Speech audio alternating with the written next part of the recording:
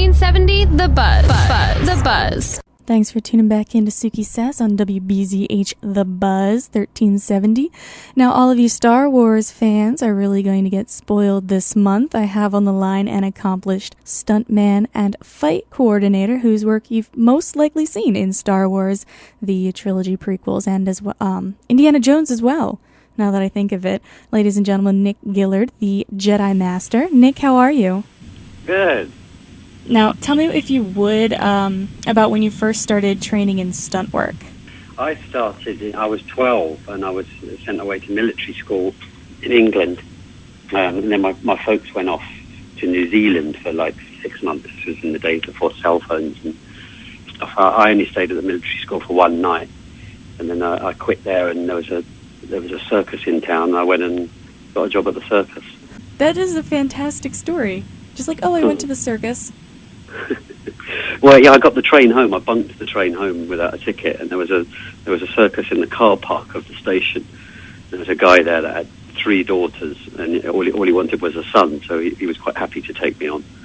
And so the training progressed from there. Where did you find yourself going after that? So I did trick riding on horses in the circus, and then that kind of progressed to medieval jousting. And so we ran a jousting show up to when I was about 18. And then we got called in to do a movie because the stunt guys were having difficulty with their horses on the set. And so 3 of us went in and did it. It was like a walk in the park for us.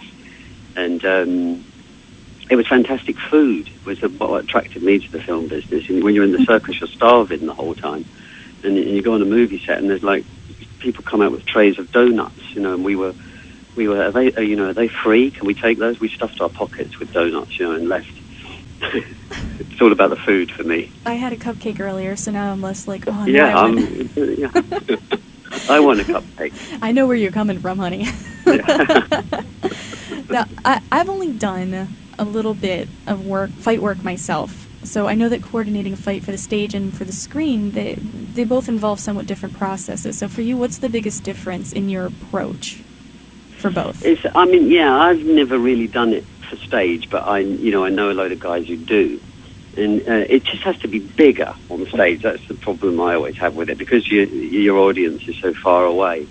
You make everything big and with big expressions, whereas in movies, because you can get right in close, you can get it down tiny and how it should be, and so I prefer that. I would prefer doing movies. There's more like small detail involved. It's truer, if you do a parry on stage of a sword, you've got to push the thing right out the side, so all the shape goes. Whereas in a real fight, it's tight, it's economical, and you can show that on the big screen. Now, do you prefer actors to do their own stunts if they're willing and able, or do you like having fully trained stunt professionals, or does it depend on the actor? Yeah, of course it depends on the actor, but always I try always to use the actors to teach them it, because they know the part so much better, and they bring so much more to it. A stunt person, you have to get a very good stunt person that's going to come in for a week and understand that part. So if the actor can do it, and the actors can always do it. Learning a sword fight is similar to dialogue. They remember it. On episode 2 and 3, Hayden and Ewan McGregor were never doubles. They did we have doubles there, but they just never get used. Now, I've seen a couple of things from the filming, sort of like behind the scenes things. There was very, very, people I don't think realize just how physical that gets. Oh, it's brutal. Yeah. And so about how much of the day was rehearsing and doing it over and over and over, and because you had Samuel Jackson and they all wanted to do their own stunts with you.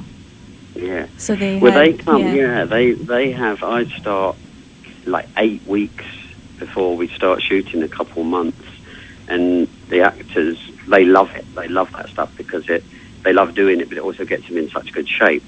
So they'll most of them will come for that amount of time, 6 to 8 weeks, and we'll do 8 hours a day of sword fighting and getting them in shape. So, like Hayden, when Hayden came, I mean, he put on 14 pounds of muscle by the end of it.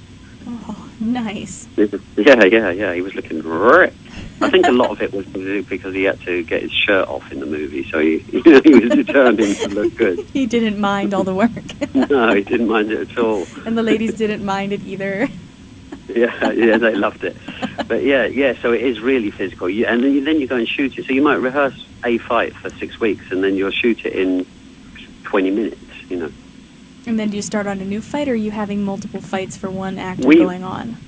We teach them the whole lot, everything, before the movie, so that they it changes, of course, in minute detail when you're doing it, but they know every fight. And by that stage, because they know so many fights, they can, if something does change, they can easily adapt. They know all the moves by then. Who do you think's been the most fun to work with so far?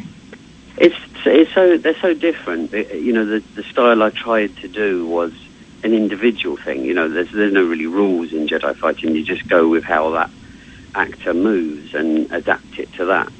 But it was funny. They would all like their own kind of music when they were rehearsing. So, Hayden will be kind of soul funk.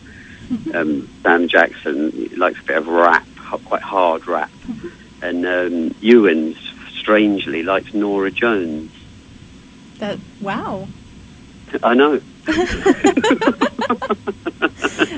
We can work it out either. If it works for him, it works for you, right? Yeah, exactly. Now, do you have a favorite maneuver or type? Because I liked scrappy fighting when I was learning. Yeah, me too, So much fun. It just looks fun, and it is fun. And some people like sword fighting. Some people like the more brute force looking stuff. But I just like the scrappy stuff that comes out of the gut. I like it. Yeah, I like girl fighting.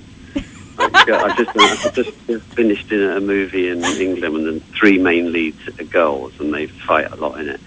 And I love when girls fight, because if guys fight, it's kind of worked out before you throw the first punch. It's kind of worked out who's going to win and who isn't. But with girls, they just don't care. Once they decide they're going to fight you, they just don't care. They don't care what they look like. They don't care how many of their clothes come off. They don't care what their hair looks like if they end up in the dirt. That's my kind of fighting. Oh, I know. Maybe I'll meet you in Houston and we'll fight. I will see you in Philly.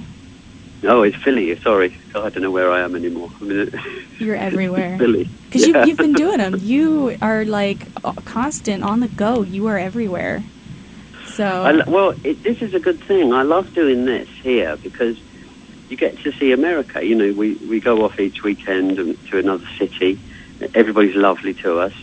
We get to see all these fantastic places, and it's fun. People really like to learn it. Speaking of which, if my listeners, if you have not been to Comic-Con before, you aren't quite sure of what Nick will be doing there, he has a very awesome special specific thing that he does at Comic-Con, and I'm going to let you talk about it because I'm just going to listen, because I think it's cute and awesome and fun. Well, we do. We teach people a fight or a couple of fights from the movie, so exactly as we would have taught the actors. So people come along, they enroll, and we take them very slowly through, and by the end of the session, they'll know one of those fights. They don't think they're going to, when we show it to them in the beginning, they're like, oh my God, I'm never going to do that with all the lightsaber twirling. But once you break it down, we break it down to like 4 moves at a time, and we just keep repeating that until they get it. And I haven't had one yet that hasn't got it. By the end of the session, all of them can do that fight. We're kind of training an army of Jedis. Now, do you enjoy, you can say you love it all. That's a good answer. But do you enjoy working with I love it all. The smaller kids or the older groups, or they both have their, because oh my gosh, the little kids with their little lightsabers, I die. Yeah. I can't even. I can't handle it. I don't know how you do it, because all those little kids. I tell you what I was at a thing in France a couple of weeks ago, and I found a baby Wookiee. Oh my gosh. like about 5 years old in a Wookiee costume, but with his little face showing and a black nose. I mean, it broke my heart. I nearly stole him and took him home. Oh my gosh. Yeah, I know. Yeah, the kids. I'm the same. It's tough for them. I did one kids class in LA, and we did it. I think they had to be over 7 or something like that. Oh. And it was an hour and a half or 2 hours long. I mean, most of them had just quit by an hour. They were just exhausted and sitting down, saying, "I don't want to do it anymore. I'm too tired." It's funny because because I little kids in my family, I have so many little kids in my family. When they first see something like that, they're like, sword fighting, and they go at it, and they don't know how to pace themselves, and it's so cute. Yeah, I mean, when we did on, I think episode 2 Australia, I don't know, there was the younglings. Mm-hmm. You know, when Yoda's teaching the little kids, and they were 5-year-olds. And when you shoot, you can only shoot with kids for a little while, so they get identical twins. So you can shoot on one in the morning and one in the afternoon. But they had a helmet over their eyes, you know. So you got a 5-year-old kid and you can't see. They were just walking off the set. You know, while we're shooting. And then another time I was kind of calling directions to them, and suddenly I was in an awful lot of pain. And one of the little girls had walked around the back and bit me in the back. And wouldn't let go of it. Mum had to prise her teeth off of my back. Oh my gosh. Yeah. So, yeah, I love them. I hate them too. Oh, so the older groups, I guess, are easier because they understand it. They're usually into it more. But, yeah, I mean, a few weeks ago we taught a guy in a wheelchair. He did fantastic at it. I bet he could kick my butt. But he nearly kicked my butt by the end of it. All right. Well, now I got to talk to Jeremy last week, Okay. and he sensed that I might have a predilection for the dark side. Will you still train me at Comic-Con if I promise to try and be good? I'm English. Obviously, I'm tolerant of everything, and I also train Sith. And yeah, I'm not going to try and turn you. I'll take you further into the dark side if you like it. Ooh, I mean, oh. But yeah, it's dependent on your cupcakes, obviously. I'll know once I've eaten one of those. For those of you who were in on the conversation before he came on the air, I promised him cupcakes. Yeah, she's giving me cupcakes. Let him in on the joke.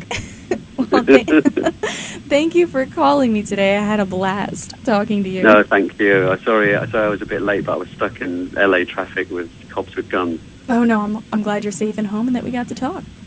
Yeah, thank you. And I'll see you soon. Yes, I will see you at the end of the month because PhillyCon is less than 2 weeks away. Fantastic. Looking forward to it. All right, take care. You too, honey. Bye. Bye. Bye. That was the fantastic Nick Gillard, and you can see him at Philadelphia Comic-Con at the end of the month. It is the 31st of this month, and then the 1st, 2nd, and 3rd of June. So it's going to be a fun weekend, and go learn how to wield a lightsaber. Just do it.